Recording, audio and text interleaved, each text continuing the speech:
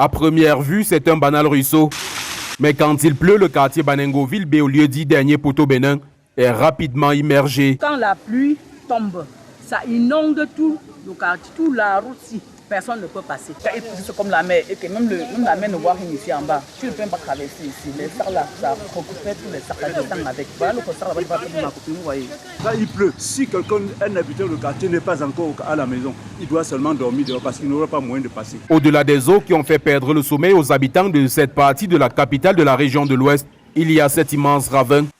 Il ne cesse de prendre des proportions au fil des pluies, menace de détruire des maisons et de couper la route principale du quartier. Le creux, on a déjà remblé et puis ça tombe toujours, comme vous voyez là. Et au fur et à mesure, ça ne fait que creuser jusqu'au fond là-bas. Ce ravin a déjà coûté la vie à une personne et a failli en emporter une autre il y a quelques jours. Mon voisin, qui était chauffeur de la brasserie, est tombé là-dedans comme ça et mourir une nuit. À l'été, nous avons alerté tous les gens de la Réunion. Nous sommes sortis ce jour-là. On était obligés d'entrer dans le trou.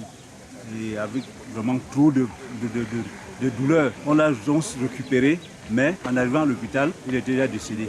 Mercredi passé, après les grandes pluies toujours, il y a toujours un voisin qui est retombé encore dans le même rigole. Cette nuit-là, la lumière était même coupée pendant qu'il pleuvait. Mais nous n'étions pas encore endormis, nous étions au mur en train de faire le commentaire. Tout à coup, on a compris le bruit d'eau, comme ça, dans l'eau. Nous avons vu la main en haut qui alertait que je suis en train de partir.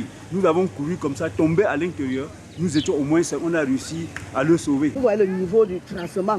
Un enfant voulant vider la poubelle peut se retrouver au fond du ravin. Donc ma plus grande peur, c'est au niveau des enfants. Les habitants du quartier Banengoville B, qui vivent désormais dans la peur, souhaitent que la communauté urbaine de Bafoussam corrige les manquements observés après les travaux entrepris sur cette route. Le travail qu'on a fait dernièrement, que la communauté urbaine avec le ministère de l'urbanisme ont fait, ils ont fait le profilage, ils sont arrêtés à ce niveau, au niveau du DAL aussi. Mais si on avait continué les rigoles jusqu'au foyer Bamendjou, en construisant des rigoles dans les deux sens, et des grands caniveaux, ou des grands rigoles, ces choses n'arriveraient plus. Et les rigoles ici là, c'est trop petit. Normalement, si on pouvait augmenter la vie de la rigole ici là, c'est que ça devait nous plaire.